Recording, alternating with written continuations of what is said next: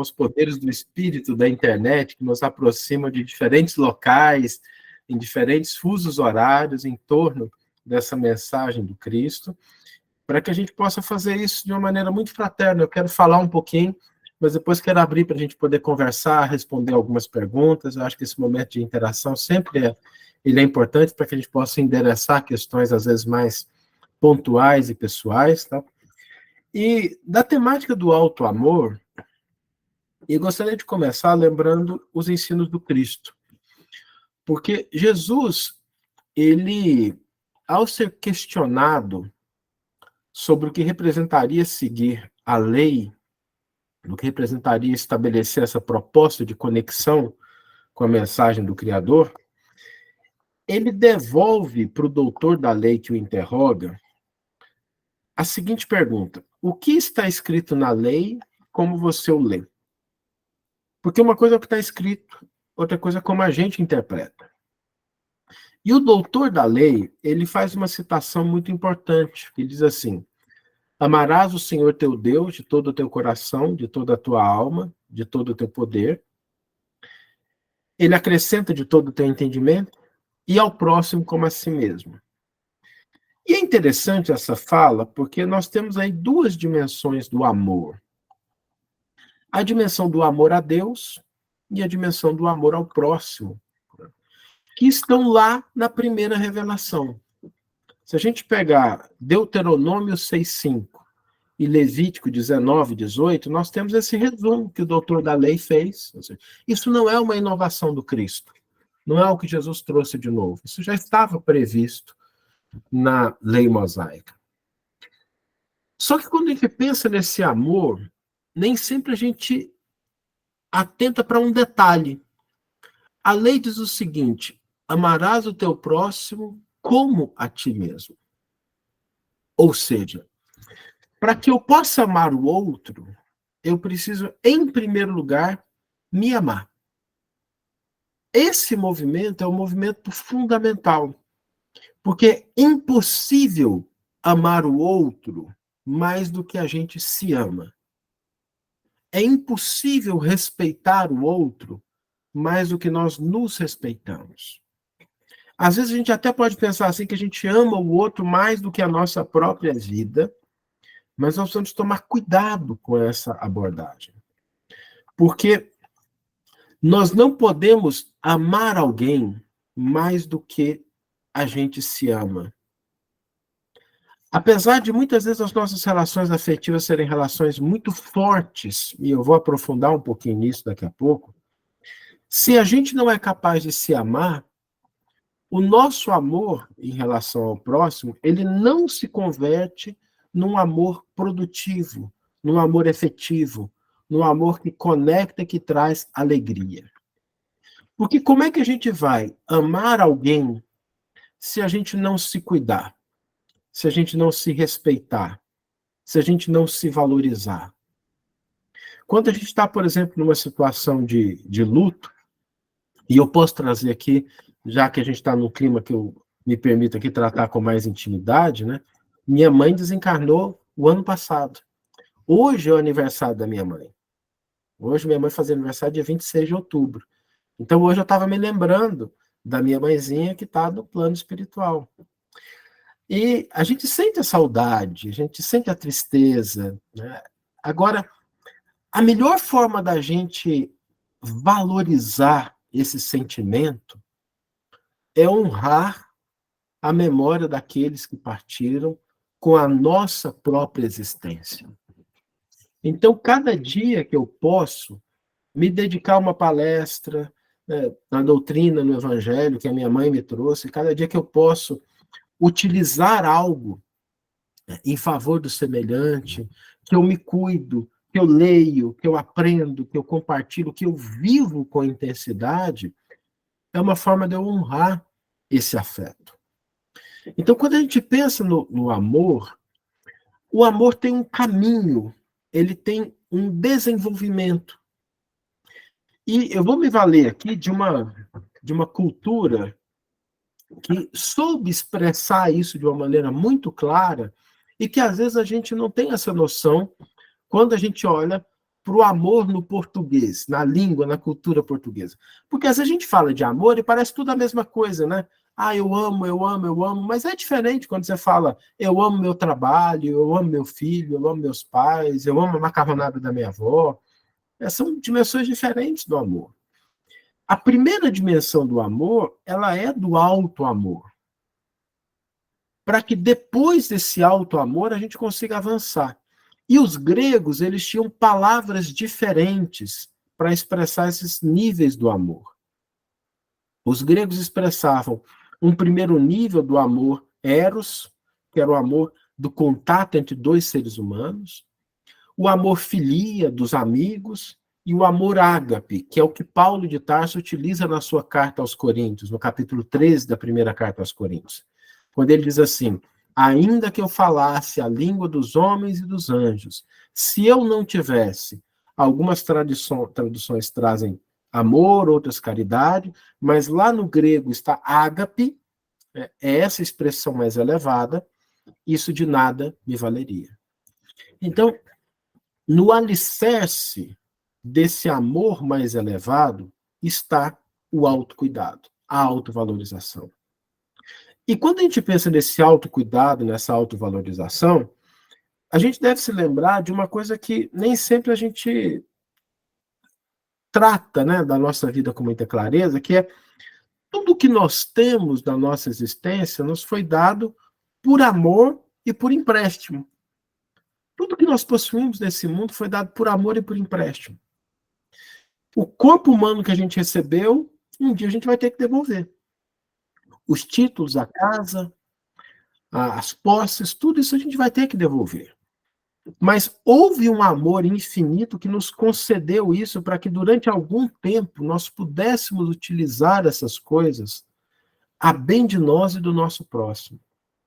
Para que a gente, através das experiências, das circunstâncias, das situações pelas quais nós passamos, nós aprendêssemos a nos amar, aprendêssemos a amar o próximo. E esse cuidado, ele começa com uma dimensão que às vezes a gente esquece dela, que é a dimensão do corpo físico. O corpo físico é a primeira expressão do nosso auto-amor. Não significa que a gente deva ceder à vaidade, nada disso, mas se a gente empresta algo para uma pessoa, que seja um livro, que seja um equipamento, um utensílio de cozinha, a gente espera que a pessoa cuide bem daquilo, para que aquela coisa mantenha as condições de funcionamento. Então, o auto-amor começa nessa dimensão mais próxima da gente. Cuidar do corpo físico, cuidar da alimentação, cuidar dos exercícios, para que a gente continue tendo a capacidade de se expressar de maneira produtiva, de maneira afetiva. Eu, a semana passada, estava conversando com uma pessoa muito próxima, e ela estava me falando de um grande desafio que ela tem vivido na família, do pai dela, que já está numa idade avançada, e que está cedendo a um quadro de demência muito grave. Então já está esquecendo o nome dos filhos, dos netos, está começando a ser um pouco mais agressivo em certas situações. E esse é um ponto para a gente pensar, porque nós vamos viver muito mais tempo. Nós vamos ver, segundo as estatísticas, né, a média do tempo de vida da população brasileira está entre 65 e 75 anos, mas isso é média. O que significa que tem pessoas que vão viver até os seus 95, 100. Eu estou programando a minha até os 95 anos de idade. Se eu chegar até os 95, tá bom. Mas, assim, como chegar a esses 95 é que é o grande desafio. Porque não adianta nada a gente chegar aos 95 anos simplesmente sobrevivendo ou vegetando. Porque nós vamos ter a nossa capacidade de amar limitada. O caso que me chamou a atenção dessa pessoa é que, obviamente, eu conheci o pai dela antes. Extremamente amoroso, afetivo, preocupado, cuidava da família. Mas, em função de ter descuidado do corpo físico, essa capacidade de expressar o amor ficou limitada. Então, essa é a primeira dimensão. Autocuidado, autoamor com o corpo físico. A gente zelar por esse patrimônio que Deus nos deu, para que a gente possa manter esse veículo de expressão do nosso amor funcionando bem. A segunda dimensão do alto amor, a nossa mente. Aquilo que a gente coloca portas adentro da nossa cabeça. E quando a gente vai num supermercado comprar alguma coisa, seja uma verdura, seja um produto, a gente não dá uma olhadinha ali na data de validade para saber se aquilo tá bom para consumo, se a característica, se o odor, né, se a aparência tá boa. A gente não leva coisa podre para dentro de casa. A gente não traz coisa estragada para a alimentação da família. A gente não adquire produtos com a data de validade vencida. Só que esse cuidado que às vezes a gente tem com as coisas que são do alimento para o corpo, às vezes a gente não tem o mesmo cuidado com aquilo que nutre a nossa alma, nutre a nossa mente. E faz parte do alto amor, do alto cuidado, a gente construir barreiras, fronteiras, para preservar a nossa mente. Porque Jesus, né, tem uma frase que fala, né, diga-me com quem andas, eu direi quem tu és. A gente tem esse ditado popular. E hoje a gente poderia parafrasear dizendo o seguinte, ó, diga-me quem tu segues na internet, eu te direi quem tu és. Porque aquilo que a gente segue, aquilo que a gente traz para dentro do nosso campo mental, vai determinar o nosso estado emocional, o nosso estado psíquico, o nosso estado de equilíbrio.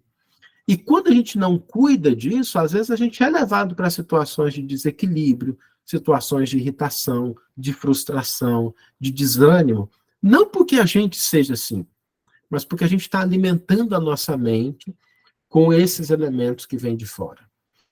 E é curioso porque a rede social, eu trabalho com rede social também, ela tem uma característica que eu vou me permitir brincar aqui um pouquinho, tá, gente? É só uma brincadeira. Assim. Eu acho que a rede social, ela segue aquele princípio do evangelho. Pedi e vos será dado. Batei e abrir-se-vos-á. Buscai e achareis. Porque se a gente quer achar coisa ruim, se a gente buscar coisa ruim na internet, nós vamos achar, não vamos? Se a gente pedir coisa ruim, vai vir. E é curioso, como é que a gente pede coisa na internet? A gente pede na hora que a gente dá o clique numa notícia, a gente dá um clique numa informação. Por quê? Porque a rede ela vai entregar o que você tem interesse. Ela não vai fazer uma distinção muito clara se aquilo é bom ou se não é. Mas fulano clicou em determinada coisa, o algoritmo diz assim, ele gosta disso, vamos entregar mais. Aconteceu comigo uma vez que fui fazer uma palestra, e aí o Arthurzinho, meu filho menor aqui de 5 anos, estava meio inquieto, e aí a Larissa, minha esposa, falou assim, Saulo, me dá seu celular aí, eu vou pegar aquele desenhozinho para ele poder assistir, para ver se ele se acalma um pouquinho. Aí pegou e foi. Aí depois, quando terminou, passou um tempinho, eu conversando com as pessoas, algumas horas depois eu peguei meu celular, e aí no YouTube estava lá aquele monte de recomendação, vídeo da Disney, do Mickey, do Pato Donald. Gente, o YouTube pirou, né? Para que está me recomendando essas coisas, né? E aí a Laís falou assim, não, Saulo, é que durante esse período o Arthur assistiu alguns videozinhos e agora o YouTube que está no meu perfil acha que aquilo é do meu interesse, então ele está me entregando mais. Então a gente toma cuidado com isso. A gente toma cuidado com o que a gente permite que entre no nosso campo mental, no nosso campo de informações. Porque existem pessoas na atualidade que estão em processos de depressão em função daquilo que estão alimentando portas adentro da mente. E que vai ser necessário o apoio do psicólogo, o apoio do psiquiatra, o apoio do medicamento para auxiliar.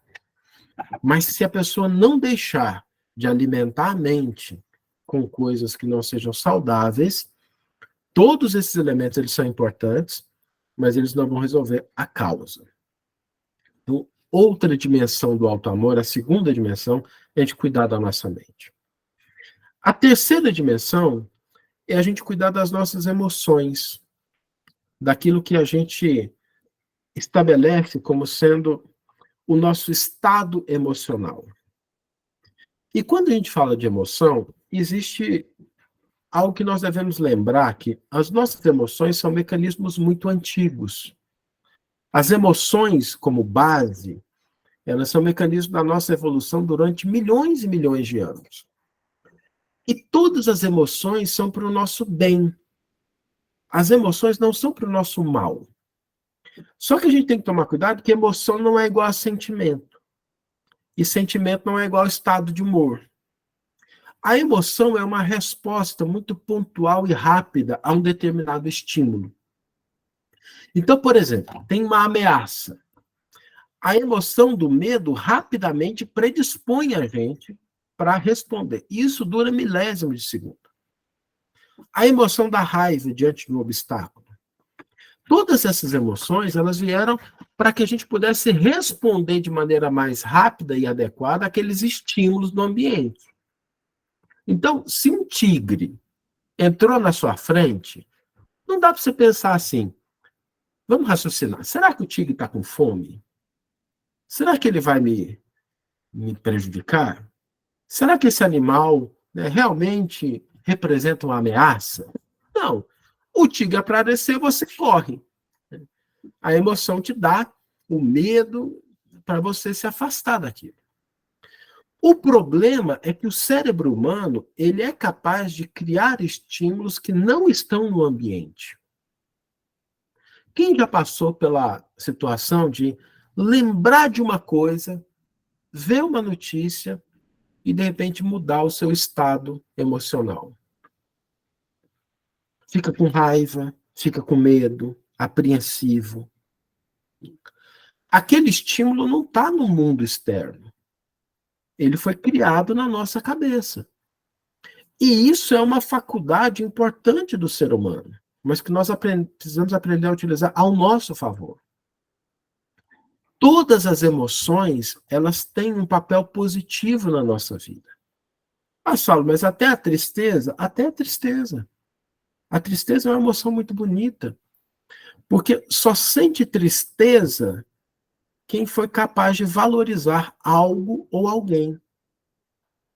A tristeza é a emoção que nos diz que algo que é importante para a gente não está presente.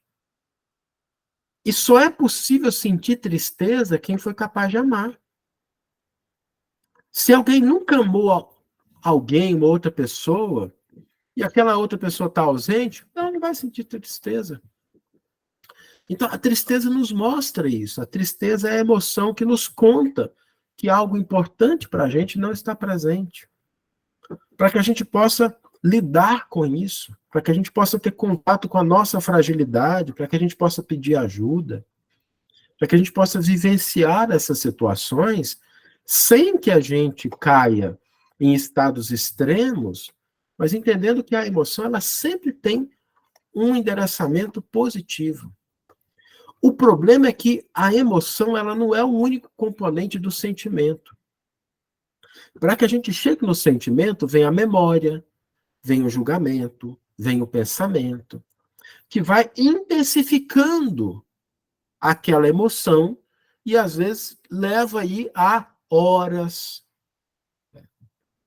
Quantos sentimentos a gente não tem durante um dia, por exemplo, que a gente passa, né? Aí não é uma emoção pontual. É algo que a gente vai acalentando durante horas. E se a gente não tomar cuidado, isso pode se converter num estado de humor, que pode levar aí dias, semanas, meses, anos. Então, a terceira fronteira do auto-amor são as nossas emoções. A gente entender que toda vez que surge uma emoção, na base, naquele primeiro impulso, é algo positivo. Mas o direcionamento, o incremento, a intensificação consciente. Porque senão a gente pode comprometer aquilo que, na sua origem, é positivo, por uma inadvertência na hora de alimentar essa emoção. E a quarta e última fronteira do auto-amor, e com isso eu encerro para a gente poder conversar, é a fronteira da espiritualidade. A fronteira da gente entender que nós, como seres humanos, Não somos um fenômeno que surge com o berço e que termina com o túmulo. Nós somos imortais. Todas as religiões, com diferentes concepções, diferentes propostas, mas todas elas têm esse campo em comum. Há algo sublime no ser humano. Há algo divino no ser humano. Nosso mestre Jesus disse isso. Vós sois deuses, citando Salmos. Jesus disse, tudo o que eu faço, vós o fareis e muito mais. E Jesus, ao ressuscitar na cruz, ao mostrar a realidade da imortalidade, nos convida a essa dimensão mais profunda da nossa existência. Para que a gente possa se amar, reconhecendo que nós somos seres imortais. Que a nossa vida não termina com o túmulo. Que vale a pena amar, porque os afetos legítimos não se perdem. Da vida, nós só vamos levar 3 coisas. As nossas conquistas intelectuais, essas são nossas. As nossas conquistas morais, essas nos pertencem.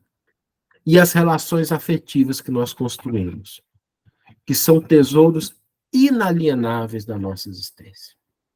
Nenhuma conexão de amor se perde. Nenhuma conexão de afeto se perde. Nenhum vínculo ele é desfeito, nem mesmo com a morte. Essa dimensão da gente resgatar o que nós somos de seres espirituais, filhos de Deus, que vêm ao mundo com a proposta de crescer, de prosperar, de avançar, faz parte dessa dimensão do alto amor no nível espiritual. Ninguém veio ao mundo para sofrer. O que não significa que nós não vamos encontrar situações de sofrimento no mundo. Mas o propósito nunca é o sofrimento pelo sofrimento. O propósito é o aprendizado, o fortalecimento, o despertar de uma compreensão mais profunda, o abrir novos horizontes, que às vezes vem com o sofrimento, que às vezes só vem por causa do sofrimento. Porque nem sempre a gente atende o chamado da primeira vez. Às vezes tem lições que a gente não consegue compreender se não for pelas portas da dor. Mas ainda que ela bata na nossa porta, ainda que o sofrimento nos visite, lembremos de nos autoamar, mantendo a fé, a confiança de que, para além de todas as experiências que nós possamos ter nesse período curto que é a nossa vida material, nós vamos continuar. Para que a gente valorize cada dia, cada segundo, cada momento da nossa existência. Hoje em dia a gente não tem muito uma coisa que na minha época a gente costumava ter, que era o álbum de fotografia. Vocês lembram do álbum de fotos? Né? E era um negócio difícil, né? Porque a gente tinha o filme de 26 poses, de 36 poses, que você tinha que bater nas fotos, e aí depois você levava para revelar, para saber se tinha ficado boa ou não, se tinha saído desfocado ou não, né? O que dava para aproveitar. Mas depois que a gente pegava uma foto bonita daquela, de um momento importante, a gente ia lá e colocava no nosso álbum. E guardava aquilo com muito carinho. A vida é esse convite para que nós convertamos cada momento em uma fotografia, que a gente possa colocar no álbum da nossa existência. Que a gente possa trazer para cada momento, no dia de hoje, qual é o álbum, qual é a foto que eu vou levar para o meu álbum. Às vezes é um momento de dor, de dificuldade, mas a gente pode pegar uma perspectiva, um ângulo, uma iluminação de um aprendizado, de um fortalecimento, de uma saudade. E a gente pegar aquela foto e colocar no álbum da nossa existência. Autoamor significa a gente ter cuidado com essas 4 dimensões. com a nossa dimensão física, com a nossa dimensão mental, com a nossa dimensão emocional e com a nossa dimensão espiritual, para que a gente possa converter cada momento da nossa vida em uma foto, em uma imagem, que a gente possa carregar por toda a nossa imortalidade. E assim eu encerro, para que a gente possa conversar um pouquinho, trocar algumas ideias, responder algumas perguntas, caso hajam. Mas, Saulo, perfeito, muito obrigada. Essa colocação que você fez aí do auto-amor nessas 4 dimensões, 4 fronteiras, nos permite nos analisarmos, né? A gente para pensar em cada eixo aí, né? Em cada aspecto. Eu mesmo fui fazendo isso quando você foi falando, falei, físico, preciso me cuidar um pouquinho mais. Relaxei lá atrás, agora eu sinto o reflexo no corpo físico. Sobre as mentes, as emoções, do que a gente busca, que a gente vem se alimentando. Esses encontros aqui semanais têm nos alimentado bastante nesse sentido. Quando essas reflexões vêm, nos abre muito campo para a gente revisitar aquilo que está escondido, que a gente tem que fazer uma limpeza, colocar para fora, não deixar mais ali, e valorizar aquilo que a gente tem, porque todos nós temos potenciais, né? Mas, muitas vezes, a gente deixa adormecido. Então, muito obrigada, viu? Obrigada mesmo. Então, aberto para vocês, aproveitem essa oportunidade, gente, e façam aí as colocações, as perguntas ao Saulo.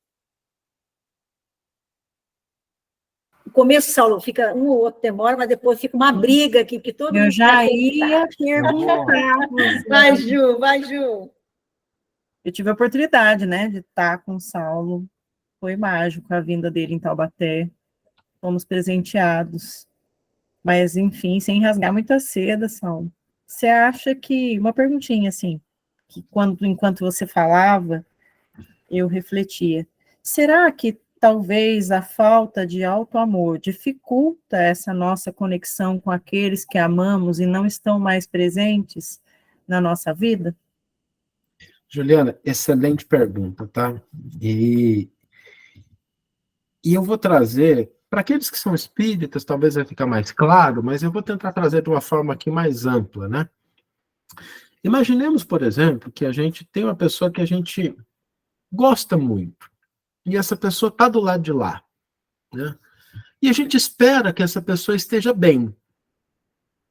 Porque pode acontecer 2 situações. Ela pode estar bem, ela pode não estar bem. Faz parte da vida, né? Pode ter desencarnado numa situação mais problemática, né? Então vamos imaginar o seguinte: se você tem um ente querido que está num hospital, e aí, naquele hospital, as pessoas estão cuidando de uma problemática, de uma infecção, de uma doença.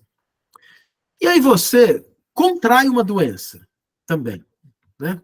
Você está contra... Vou dar um exemplo, né? Eu peguei Covid semana passada, né? Então, assim, ó, tem uma pessoa que está internada e eu estou com Covid. E eu quero ir lá visitá-la. Eu vou poder ir? Não, né? A minha condição não permite isso. Eu não estou em condições de ir lá visitar essa pessoa, porque eu posso, inclusive, prejudicá-la, né? Então, esse é um ponto. Ou seja, se a pessoa não está muito bem e eu não estou muito bem, eu não consigo me conectar com ela. Isso vale para cá e vale para o lado de lá também. Vamos pensar na outra situação, né? A pessoa está bem. A pessoa está bem. Ela está equilibrada, está... Imagina a gente tentando desequilibradamente contatar uma pessoa que está equilibrada. O que a gente vai oferecer de positivo? Nada, né? A gente pode, às vezes, só prejudicar a pessoa. Então, em todas as circunstâncias, quando a gente não está bem, quando a gente não está se cuidando, quando a gente não está se amando, isso dificulta o nosso contato. Mas aqui eu queria abrir um espaço para a gente não cair num equívoco, que é de achar assim, então eu não posso sentir saudade, eu não posso ficar triste. Não é isso. É como eu comentei, a tristeza, ela é uma emoção belíssima. Então não tem nada de errado da gente falar assim, olha, hoje eu estou triste. Estou sentindo saudade de você. Para mim, esse é um dia que hoje a tristeza bateu no coração. Se fosse um dia normal, eu estaria lá com a minha mãe, comendo o arroz com piqui, que ela sempre gostava de fazer, né? Ela não está. Então, é natural essa tristeza, mas que seja a tristeza do reconhecimento de coisas boas que não estão presentes, e não da lamentação, e não da autodepreciação, porque isso afeta. Para quem é espírita, e para quem não é também, tem aquela obra Nosso Lar, que virou um filme, e que vai ter até o segundo filme agora, e tem uma cena ali que é extraordinária, porque André Luiz desencarna, e ele passa 8 anos no umbral. 8 anos. A mãe o visita regularmente. Benfeitores espirituais o visitam regularmente. A mãe estava do lado dele quando ele desencarnou. Mas ele não percebe ela. Por quê? Por conta do estado psíquico em que ele se encontra. Então, assim, tá bom, gente. No primeiro dia é mais complicado, mas podia ter feito uma prece, né? Uma semana depois, um mês depois, não precisava esperar 8 anos. Então, trabalhar pelo nosso equilíbrio significa aproximar nós daqueles que nós amamos. Significa nos aproximar. No dia que o André Luiz resolve fazer uma prece, imediatamente ele começa a mudar aquele padrão de vibração, os benfeitores chegam e daí a pouco ele já está em contato com a mãe dele. Então, se o nosso objetivo é manter o contato, sentir a proximidade dos entes que nós amamos e que estão na vida maior, a primeira coisa e a mais importante que a gente deveria fazer é se autocuidar, se autoamar. Porque aí nós nos colocamos em condição de ter contato com essas pessoas, com esses espíritos. Não sei se fez sentido, Juliana, mas assim, para que a gente possa pensar nisso, né? A sua pergunta é muito importante, porque esse é o primeiro passo. Esse é o primeiro passo. Sensacional, respondeu brilhantemente. Total sentido. Acho que para nós todos aqui. Agradeço, viu? Posso continuar, Rosana? Opa, vamos lá. Saulo, muito obrigado a tua presença no nosso grupo, viu? Muito especial e muito inspirador tudo que você trouxe para a gente aqui. E eu queria que você refletisse sobre esse momento que nós estamos vivendo no mundo, as questões dessa guerra, dessa nova guerra que surge em conflitos de povos antigos, cada um preocupado em defender as suas tradições, os seus direitos. E às vezes eu fico pensando que a gente, embora a mensagem maior do ensino do Cristo tenha se feito em torno do amor, a gente não entende quase nada ainda do amor, e menos ainda desse auto-amor. Porque quando nós vemos uma guerra dessa, com todas as questões mais tristes e mais pesadas, eu fico pensando na guerra que existe no mundo todo e dentro de nós, e muitas vezes contra nós mesmos, porque nos é difícil buscar o caminho do amor, de aceitar o outro, de ajudar ao outro, de unir, de conectar, de dividir, de partilhar. E eu acho que isso a gente faz porque a gente não sabe se auto-amar inicialmente, a gente não entende essa força, a gente não consegue estruturar isso em nós, se amar. Então a gente ama o mundo, a vida, a gente enxerga e projeta como se fosse um gesto de amor, conquista, posse, empoderamento, grandeza. Como é difícil lidar com isso tudo, né? O que você vê nesse processo todo? Isso não nasce um pouco dessa incapacidade, desse auto-amor inicial e de entender do amor e cultivar ele, né? Não é isso que está faltando para a consciência da humanidade? Gustavo, excelente apontamento, tá? De um tema que choca a gente, né? Quem poderia imaginar que a gente adentraria o terceiro milênio com 2 guerras em curso? E uma delas, ela não deixa de ter um aspecto irônico, porque nós estamos falando ali do que é o local sagrado para 3 grandes religiões. Ou seja, deveria ser o local de maior fraternidade. É curioso isso, né? E acho que você tocou muito bem na questão da dificuldade que nós temos como criaturas humanas de avançar nessa direção do amor.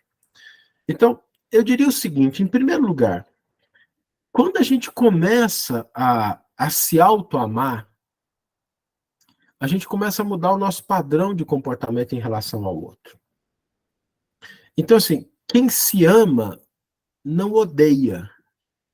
Quem se ama não odeia. Não significa que não vai cometer equívoco, né? A gente pode errar. Estamos em processo de aprendizado. Mas quem se ama não tem espaço para odiar. Às vezes as pessoas confundem esse auto-amor, e eu vejo isso muito, com, não, esse auto-amor pode ser orgulho, egoísmo, são duas coisas muito diferentes, né? Qual que é a diferença, por exemplo, do auto-amor para o orgulho? O auto-amor é o reconhecimento daquilo que eu tenho de bom, a valorização daquilo que eu tenho. Só passa a ser orgulho quando eu começo a me julgar melhor do que o outro. Aí, quando entra o elemento de comparação, é complicado, né? Porque eu posso dizer, olha, eu tenho virtudes, eu tenho qualidades, e o auto-amor passa por isso, passa pelo reconhecimento dessas virtudes, dessas qualidades, não é falsa humildade, né? É reconhecimento de que algumas coisas a gente já tem, outras não, e por isso a gente precisa melhorar. Mas quando a gente coloca o elemento de comparação, aí começa o problema, porque aí já não é mais auto-amor, aí passa a ser o orgulho. Ou então, quando a gente quer as coisas para a gente, e a gente esquece que ter coisas não é a solução definitiva. É importante que a gente tenha recurso financeiro, é importante que a gente tenha dignidade, é importante que a gente... Mas quando essas coisas não atendem a ideais superiores, elas se tornam tesouros vazios. E aí entra o egoísmo. O problema do egoísmo não é a quantidade de recurso que você possui, é o uso que você dá para ele. Então, é da lei divina que tudo aquilo que nós possuímos deve ser multiplicado. Inclusive o recurso financeiro, quando ele está nas nossas mãos. Ser multiplicado em forma de educação, progresso, prosperidade, avanço. Porque está lá na parábola dos talentos, né? Quem que é que falha? E é irônico, né? Porque é exatamente o que pegou menos, né? É aquele que, poxa, era um talento só. E ele não soube multiplicá-lo. Então, quando a gente enterra o talento, a gente está no campo do egoísmo. O campo do auto-amor é o campo da gente reconhecer que nós temos virtudes, que nós temos defeitos, mas que a gente quer aperfeiçoar.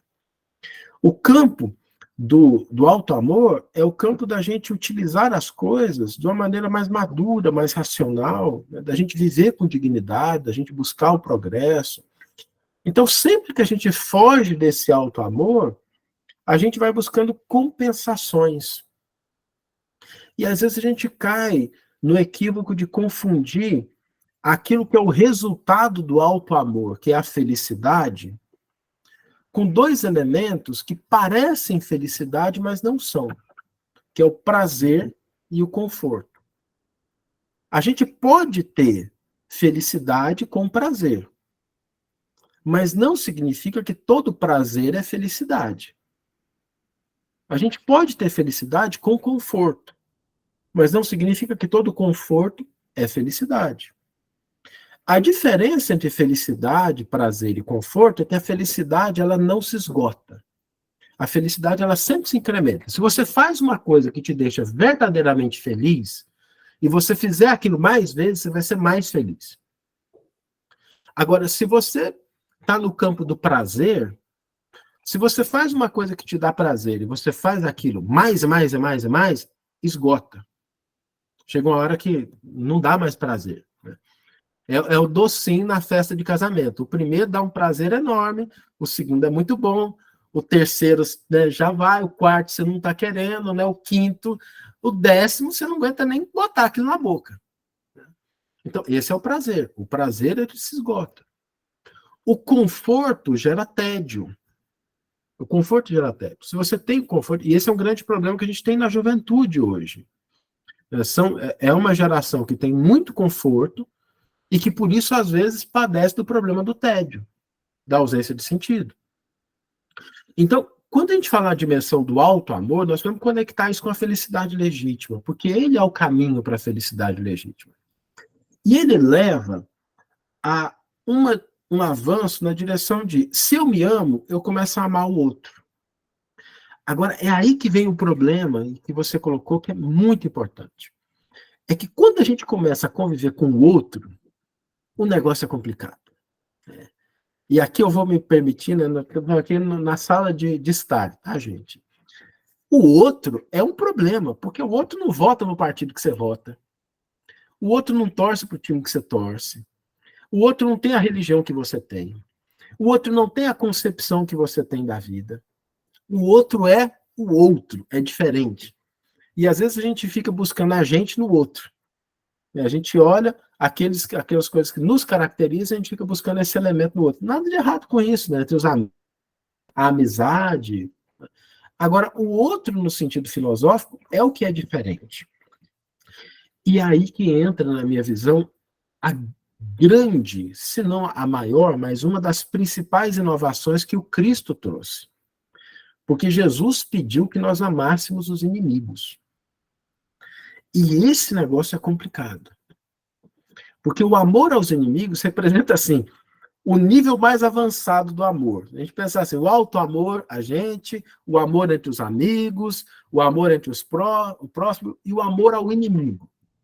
Como é que a gente pode entender esse amor ao inimigo? E aí a gente tem que tomar muito cuidado, porque o Cristo não nos pede ingenuidade em relação às circunstâncias. Então, primeiro ponto, o amor aos inimigos não é igual ao amor aos amigos. Não se pede que nós tenhamos o mesmo grau de afeto e confiança que você tem com uma pessoa que é amiga, que você tenha com um adversário. Isso é ingenuidade. Então, ele é diferente. O amor ao inimigo não significa o amor ao comportamento do inimigo. Então, eu posso amar e respeitar profundamente uma pessoa e discordar veementemente do comportamento que ela tem. O amor ao inimigo não é o amor ao comportamento do adversário. O amor ao inimigo significa que eu não vou utilizar as mesmas armas ou as mesmas ferramentas que a pessoa utiliza. Eu vou utilizar outras. O exemplo, o diálogo, o silêncio, o afastamento, às vezes, o estabelecimento de fronteiras, mas eu não vou me valer da violência, da agressão. O amor ao inimigo, ele é uma medida de autoproteção.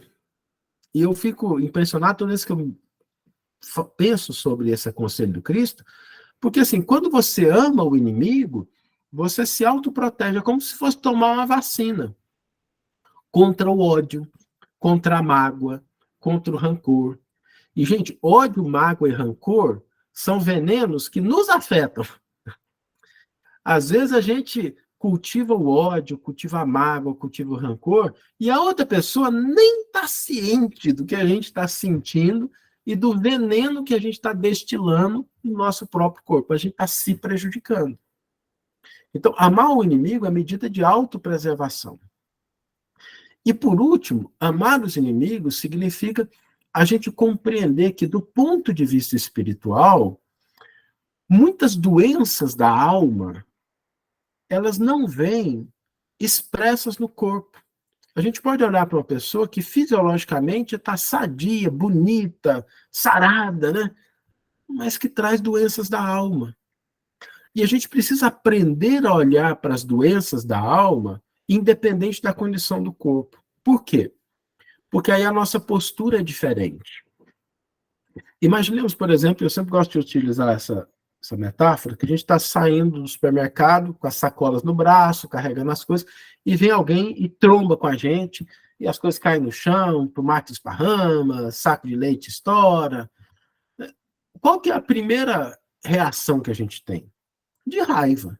Natural, né? Por que a pessoa fez aquilo? Por que ela causou aquele problema? A gente cai no chão, machuca.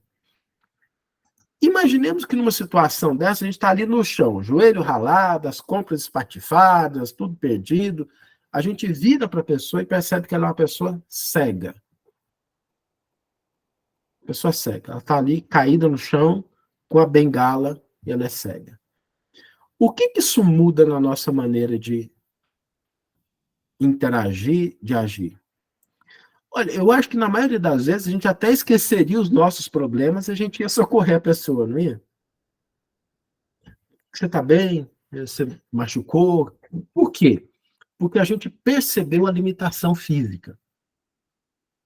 E o grande desafio que a gente tem é a gente começar a tratar as doenças da alma como a gente trata as doenças do corpo.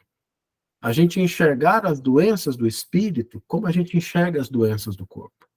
A gente enxergar as limitações no campo do entendimento, da ignorância, como a gente enxerga as limitações físicas. E aí a gente começa a avançar. Agora, tudo é um processo.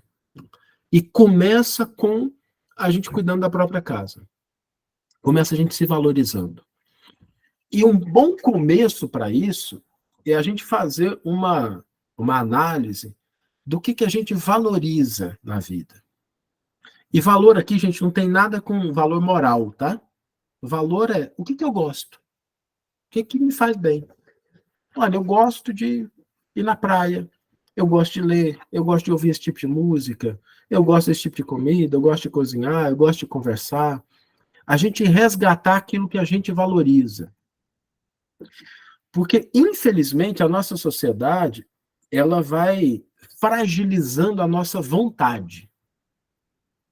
Ela vai nos deixando, às vezes até a religião, sem que a religião em si queira isso, mas às vezes ela vai fragilizando a nossa vontade. Ah, você não pode querer, você não pode fazer isso, você não deve, e a gente vai suprimindo esse que é o grande móvel das nossas ações, que é a vontade, que é o desejo, que é o que eu quero.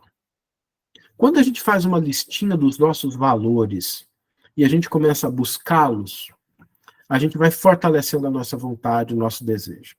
Aí algumas pessoas podem dizer, com razão, assim, ah, Saulo, mas tem uns valores, tem umas vontades aí que não são as melhores. É correto. Só que, ainda que isso não seja o melhor, se aquilo está sendo buscado com convicção, lá na frente, isso vai trazer um resultado positivo. Porque a pessoa tem força de vontade. Ela tem gasolina no veículo. De nada adianta a gente ter um carro apontado na direção certa que não tem gasolina no tanque. Mas se a gente tem um avião que está indo na direção errada, na hora que ele percebe que a direção está errada, ele faz uma mudança. E essa pequena mudança pode significar muita coisa. Tem 2 exemplos para mim, para encerrar, que são muito marcantes. Um deles que eu vivi, eu fui fazer uma palestra um dia numa clínica de recuperação de alcoólatras, e eu ia fazer uma palestra e depois uma outra pessoa que era um ex-alcoólatra. E é um ambiente diferente, eu me preparei muito. Algumas semanas preparando a palestra, e fiz o meu melhor. 15 minutos de fala, dei o meu melhor. Depois de mim falou um ex-alcoólatra. Gustavo, esse cara falou com uma autoridade moral e tocou aquelas pessoas de um jeito que eu espero um dia dar conta de fazer. Mas o que aconteceu? A experiência dele fez com que ele adquirisse uma fibra moral que, por mais que eu queira, por mais que eu me esforce, eu só tenho a dimensão teórica da vida daquelas pessoas. Então, olha como Deus converte os nossos desacertos em elementos de iluminação e orientação para outras pessoas. E o segundo exemplo, que para mim é muito marcante, é o de Paulo de Tarso.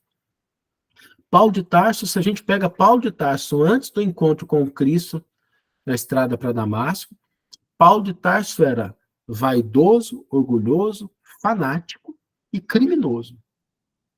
A gente valoriza a figura de Paulo, mas pelo que ele fez depois. Se a gente pegar só a primeira parte do filme, a gente, né? Mas o Cristo foi em busca dessa criatura. E eu sempre pergunto assim, Jesus foi em busca do quê? Jesus foi em busca dessa fibra, dessa convicção, dessa determinação. Porque Jesus sabia que Paulo de Tarso era um indivíduo que tinha combustível, um motor violento, e a hora que aquilo fosse ajustado um pouquinho, ninguém segurava ele. E como de fato aconteceu. Passou na frente, inclusive, de pessoas que conviveram diretamente com Cristo. Então, a gente precisa começar a fortalecer a nossa vontade, fortalecer aquilo que a gente gosta, fortalecer os nossos valores, porque eles são a nossa bússola. E eu vejo, hoje em dia, que a gente enfraquece muito isso. Seja porque a gente vive numa sociedade que ela é excessivamente castrativa, tá? E eu vejo hoje de uma maneira muito complicada, porque, inclusive com juventude, tem jovens que se matam por conta das castrações sociais. E eu tenho um caso, por exemplo, na faculdade que as minhas filhas frequentavam, tinha uma jovem que era uma menina trans, ela já tinha se identificado dessa forma, e a família não aceitava de forma nenhuma. Então, ela tinha que ir vestida de um jeito para a faculdade, e chegar na faculdade ela trocar de roupa para ser quem ela queria, para ser quem ela se sentia. Então, quando a gente começa a ter uma sociedade que ela é nesse sentido castrativa e restritiva, ela vai fragilizando as pessoas. Quando a gente começa a ter muita comparação com rede social, e rede social é um desastre, né? Porque a pessoa, você já viu na rede social, a pessoa acorda com o cabelo penteado, maquiada, dá até para sentir o perfume que a pessoa tem na cama. Assim. Ninguém acorda daquele jeito, né? Mas a gente começa a se comparar com o que o outro tem, com o que o outro não tem, e isso vai levando a essas situações de frustração, de autodepreciação, de desvalorização, que mais tarde acabam irrompendo em situações de ódio, de violência, de conflitos. Então, a gente vive um momento de muita mudança no mundo, de muitos desafios, mas para a gente resolver isso, a gente precisa começar isso. É o auto-amor e desenvolver nas pessoas força de vontade, que começa pelo reconhecimento dos próprios valores. Espero ter ajudado, Gustavo. A pergunta foi muito boa, então me permite. Obrigado, viu, querido? Muito bom, muita coisa boa para a gente pensar, refletir. Gratidão. Saulo, deixa eu te perguntar, quando você traz ali a tríade do Cristo, amar a Deus sobre todas as coisas, ao próximo como a si mesmo, você coloca para que eu possa amar a Deus, eu preciso amar ao próximo, mas acima de tudo eu preciso ter uma boa relação comigo. No livro Alice no País das Maravilhas, tem um diálogo interessante da Alice com o Coelho Branco, que vai falar do auto-amor. Mas ali ela vai, o Coelho Branco vai trazer uma reflexão para ela da necessidade que a Alice tem de ser amada, que ela acaba sendo aprisionada pela necessidade da opinião do outro, de ser querida pelo outro e não de si mesmo. E talvez o que acontece conosco aí nas redes sociais, se a gente não recebe um like, um comentário do outro, fica naquela dependência de amorosidade do outro para me sentir bem. Fala um pouquinho disso para a gente. Guilherme, excelente apontamento, tá? E eu adoro Alice no País das Maravilhas. Acho que já deve ter lido o livro umas 4 vezes, né? E é muito curioso, porque vou aproveitar que você fez a pergunta, então eu vou aprofundar nesse assunto mesmo, né? O amor é uma via de mão única. O amor é uma via de mão única. Toda vez que a gente estabelece alguma coisa de mão dupla, não é amor. Certo? E não tem nada de errado com isso, tá, gente? Nada de errado. Né? Aliás, muitos casamentos dariam mais certo se os cônjuges entendessem isso e começassem a pedir do outro aquilo que eles estão querendo, né? Porque na maioria das vezes a gente faz alguma coisa, não explica o que a gente quer em troca, e aí, né, o outro não entende, e principalmente para as mulheres aí, gente, não superestima a inteligência dos homens, a gente não dá conta de entender. Se não falar direitinho, colocar assim, às vezes a gente não entende o que é que a gente deve fazer. Então, seria muito bom se a gente tivesse essa leveza de dizer, meu amigo, estou fazendo isso, meu bem, estou fazendo isso, eu quero isso, eu espero isso de você. Né? Porque isso é uma relação madura. entre duas pessoas, que estabelecem um diálogo franco de, olha, eu quero isso de você e eu estou esperando isso como retorno. Eu faço isso com minha esposa, né? É isso que eu falo, meu bem, olha, tal hora você pega um chá para mim, estou precisando disso, vou fazer esse negócio, vou cuidar do Arthur aqui, mas nesse momento lá, você pode me dar um tempinho que eu preciso escrever o negócio? Então, a gente tem essa maturidade de, sabe, falar do que a gente quer, do que a gente gosta. Agora, precisamos lembrar o seguinte, isso não é amor. Amor é uma via de mão única. Aí a pergunta é, qual que é a graça que tem, então, amar? Assim, não vai ter retorno, né? O estado de amorosidade, ele traz o retorno em si mesmo. Quando você está ajudando uma pessoa, e acho que todos nós podemos lembrar de uma situação, que seja uma situação em que a gente deu alguma coisa para uma pessoa que estava precisando, um mendigo na rua, uma cesta básica, ajudou uma pessoa que estava em sofrimento, como é que a gente se sentiu naquela hora? Bem ou mal? A gente se sente bem. Porque esse estado, ele surge independente do que a pessoa te entrega. Porque o ato de amar, o sentimento do amor, é como se a gente acionasse uma usina que ela é interna e que às vezes ela fica ali desligada. O Chico tem uma situação que eu acho muito bonito, quando ele falava que às vezes quando ele se sentia desanimado, sabe, quando ele se sentia cansado, e ele sofreu muita perseguição, tinha gente que não compreendia ele, e ele dizia que quando ele chegava nesse estado, ele pegava um pacote de bolacha, 1 quilo de alimento e ia para a favela. Porque ali ele trocava o alimento por energias para o dia seguinte. A energia não vinha da pessoa, vinha do estado de amorosidade. Então, o amor, ele tem essa capacidade de ligar a nossa usina interna. Então, vamos lembrar sempre disso. Nada de errado com a gente negociar, e faz parte da maturidade, né? A gente não pode ser infantil. Tem situações que a gente vai negociar, que a gente vai estabelecer o que a gente quer, chegar num acordo. Tá? Mas o amor é uma via de mão única. Agora, você tocou num ponto interessante também, que é a atenção, a valorização que a gente dá aos problemas. E é curioso isso, porque eu também trabalho com a internet, e é assim, a pessoa às vezes faz um post, compartilha uma coisa, e tem lá 25 comentários positivos. Mas tem um que é negativo. Qual é a que não sai da cabeça da pessoa? O negativo. Né? Às vezes a gente tem um dia maravilhoso, mas o porteiro do prédio olhou de maneira atravessada para a gente. Aquilo fica na nossa cabeça. Tá? Existem razões biológicas para isso. O nosso cérebro, ele foi moldado ao longo de milhões e milhões de anos num ambiente extremamente hostil. Então, nós somos treinados a olhar para problema. Não tem alimento, tem predador, tem ameaça.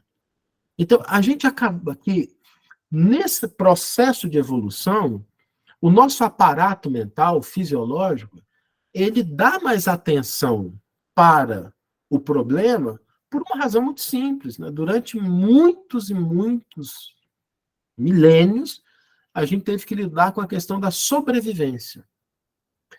Essa não é a maior dificuldade na atualidade. Temos problemas? Temos problemas. Vivemos numa sociedade com desigualdade? Vivemos numa sociedade com desigualdade. Mas ninguém está enfrentando o tigre no meio da rua. A grande maioria das pessoas, nós temos pessoas que têm situações, e por isso a gente precisa fazer a caridade material, mas a grande maioria das pessoas não está vivendo situações de ameaça à própria sobrevivência. Mas elas vivem como se tivesse. A pessoa às vezes tem uma dívida e ela acha que vai morrer por conta da dívida.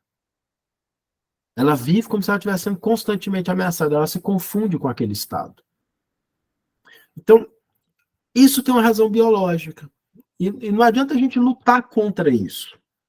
A gente foi treinado durante milênios, milhões de anos para dar mais importância para as coisas negativas.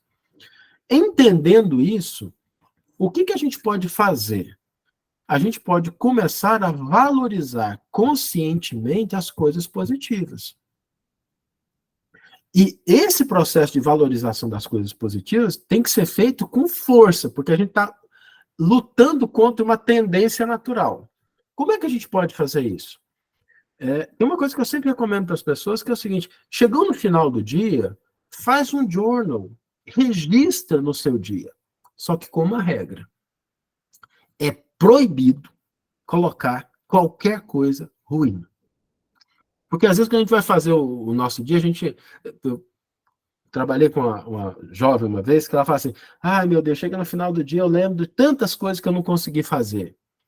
Então, tá bom, mas espera um pouquinho, não é esse o objetivo. Assim, você conseguiu fazer uma coisa, isso vai para o seu journal, isso vai para o seu registro. Você aprendeu uma coisa, isso vai para o seu journal, isso vai para o seu registro.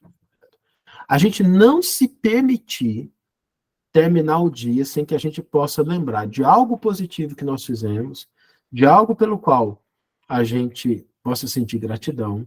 Agora, isso é um exercício, a gente precisa lutar contra essa tendência que ela é natural. Entendendo isso, tá? Que é natural mesmo. A gente evoluiu desse jeito. Agora nós estamos no ponto de prosperar, de avançar, de progredir. Só que isso não é por inércia. A gente tem que conscientemente buscar essa prosperidade, esse progresso, esse avanço, esse aperfeiçoamento. Isso não é natural, isso não acontece por inércia. A sobrevivência, a gente já aprendeu. Nosso corpo é fantástico para isso. E até em certos excessos. Mas a gente precisa desenvolver e fortalecer a nossa capacidade de prosperar. Isso vai com a valorização das pequenas coisas no dia a dia. Espero ter ajudado, Guilherme. Muito bom. Obrigado, Saulo. Perfeito, Saulo. Nossa, tá uma sala deliciosa. Estou me sentindo no sofá mais confortável do mundo. Que bate-papo gostoso, não é mesmo, gente? A Márcia é lá de Maceió e ela levantou a mão. Márcia, pois não? Deixa eu abaixar aqui a mão. Boa noite a todos, boa noite, Saulo. Boa noite, Márcia. Sou uma mãe que devolveu a filha, a única filha, há 2 anos e 6 meses, minha Gisele. E hoje eu tenho todo aprendizado junto com esse grupo maravilhoso, que foi onde aprendi a cicatrizar as dores e transformar a dor em saudade, que é o mais importante. Hoje eu vivo na saudade, não vivo na dor, né? Mas eu queria fazer uma pergunta, sabe? Porque mesmo com toda essa compreensão que eu tenho sobre a imortalidade da alma, ainda não consigo ir a algum lugar ou fazer algo que eu fazia junto com a minha filha, sabe? São pequenos detalhes ainda que ainda dói, que nem uma cicatriz ainda que não está totalmente fechada. Eu queria saber o porquê, assim, mesmo a gente tendo esse entendimento, essas pequenas coisinhas, a gente ainda não consegue realizar, né? Hoje eu digo assim que eu não preciso, eu tenho vários álbuns de foto, viu? Eu sou fanática por álbuns de foto.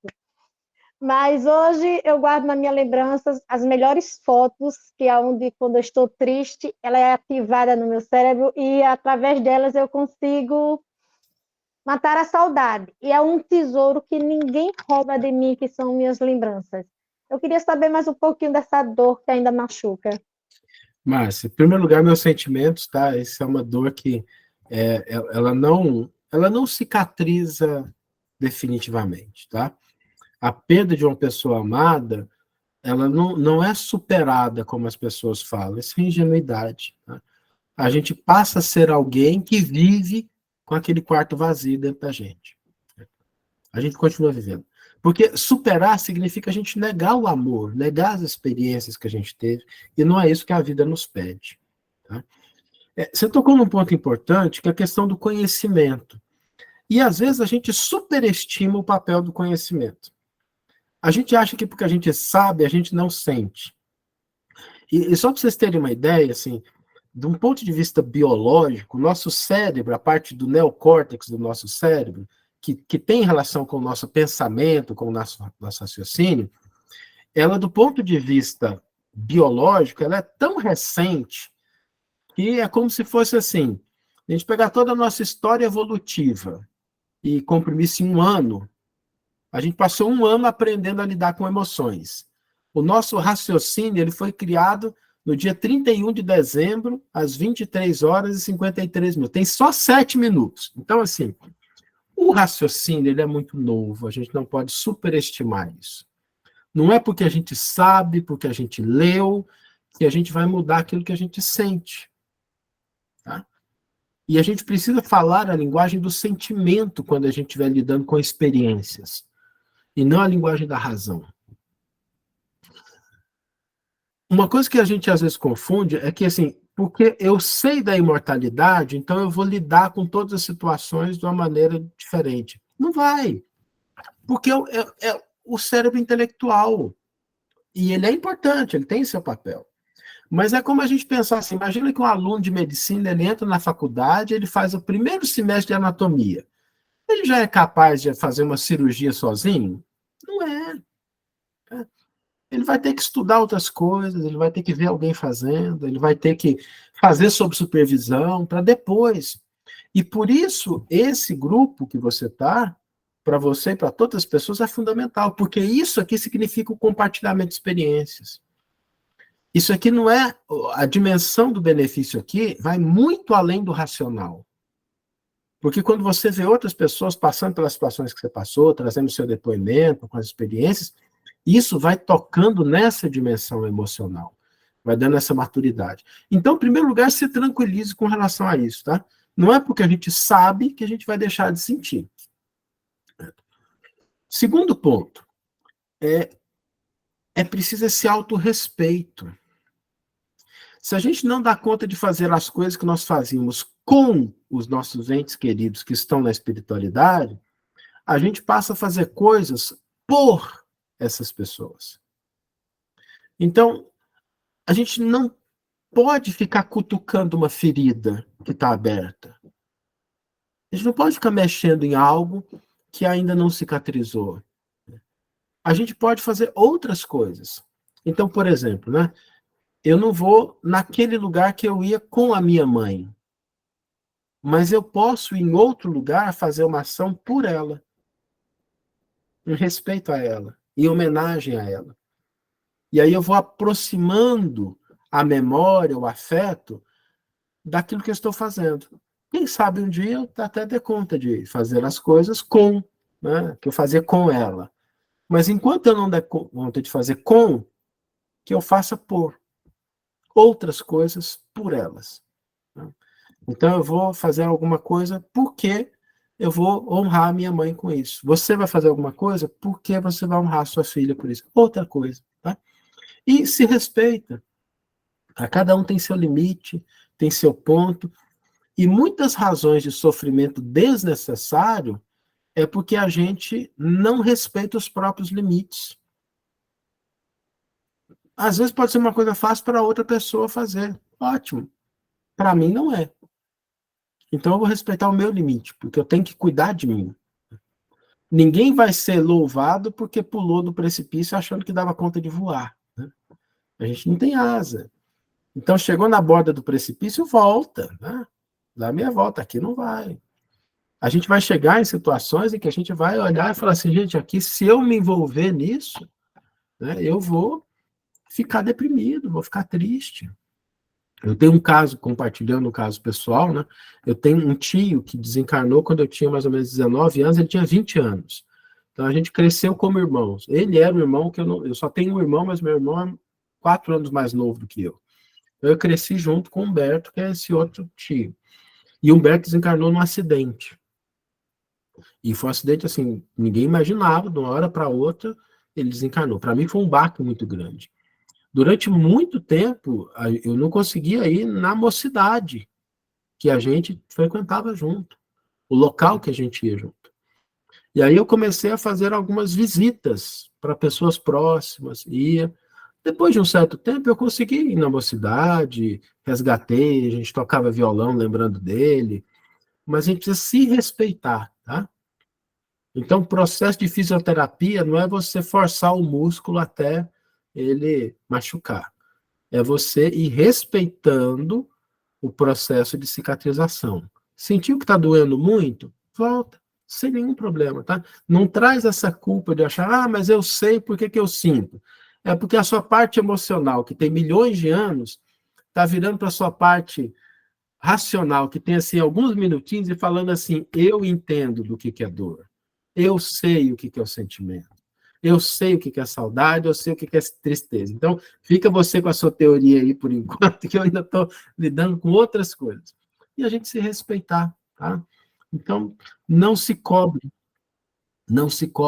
ter posturas que podem parecer as mais racionais, mas que elas não estão atendendo à sua dimensão afetiva, ao seu sentimento. Respeite seus sentimentos.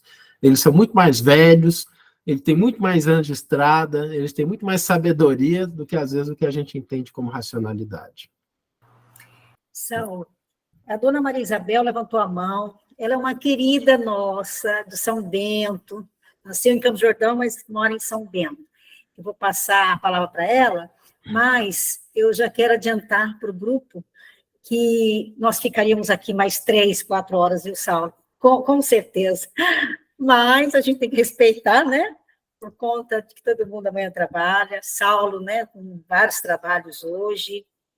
Mas eu vou já te fazer um convite para que em 2024 você arrume uma brechinha para voltar nessa sala para a gente. Com certeza. Tá bom?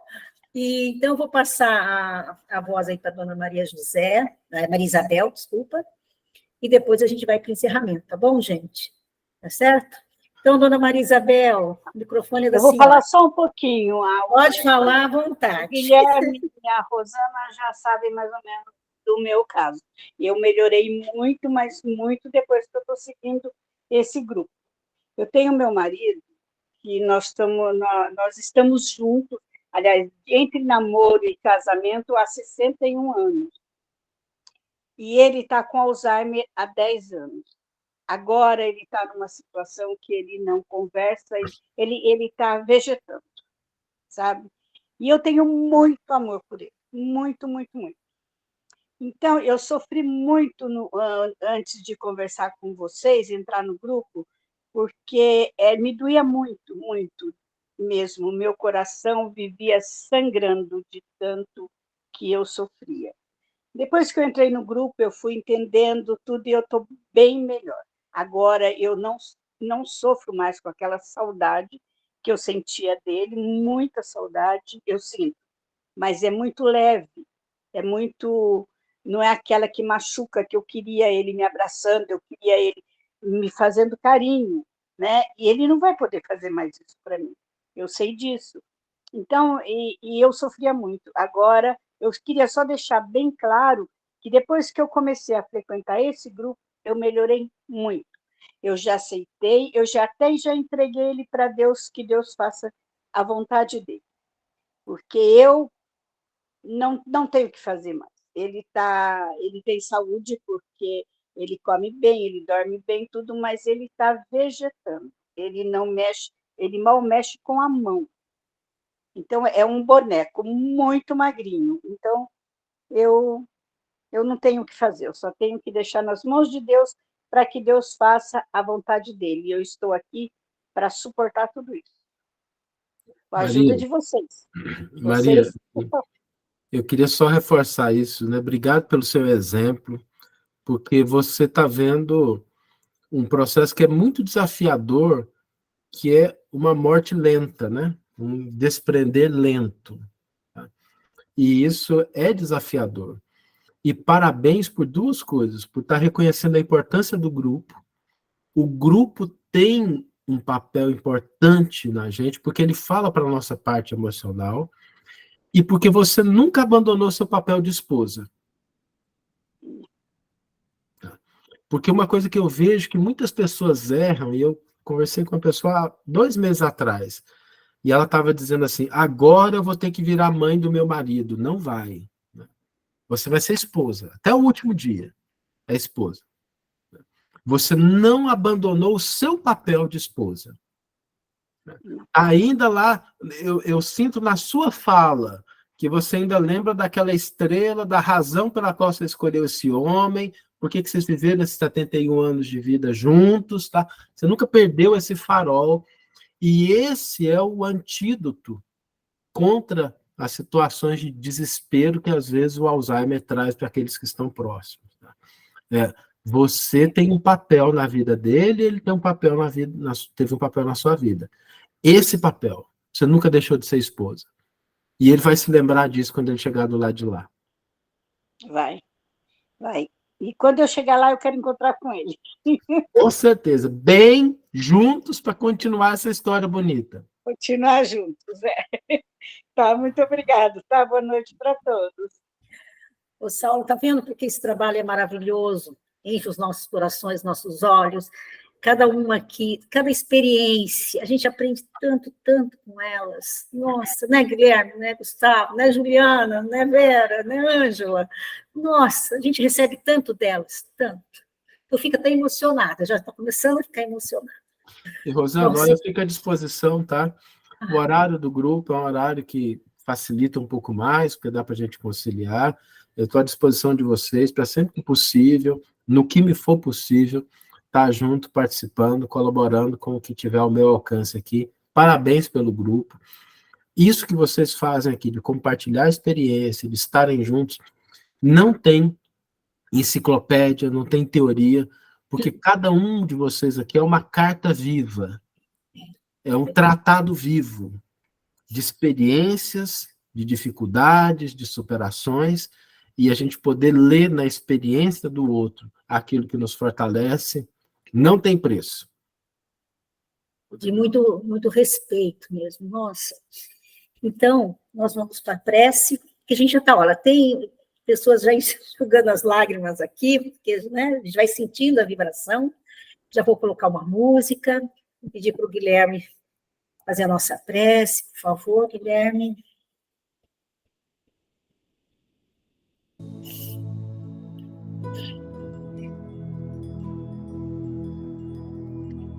Então vamos lá.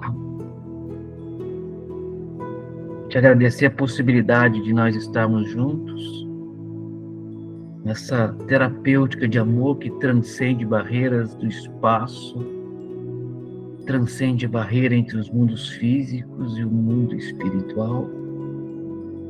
Agradecer a você, meu amigo, e agradecer a tua mãe, que no dia do aniversário dela você nos presenteia. Que essas vibrações cheguem a ela, e dela toque a você. Da alegria de mãe, de um sorriso de ver a semente que dá frutos, que mata a fome de tanta gente, com o Evangelho, pão da vida, deixada por esse espírito de grande nobreza, que tem trazido um roteiro seguro para todos nós, das nossas dores, das nossas aflições que são lapidadas a cada conversa, a cada momento em que dos dois lados da vida somos contemplados. Bendito sois vós, Senhor, que tem nos trazido o alimento para a alma, tem nos unido em criaturas que se unem por várias partes do nosso país e do nosso planeta, a entregarmos um pouquinho de nós para aliviarmos os nossos corações na grande experiência humana. Que Jesus, meus queridos, vos abençoe e fortaleça-nos sempre a empreender.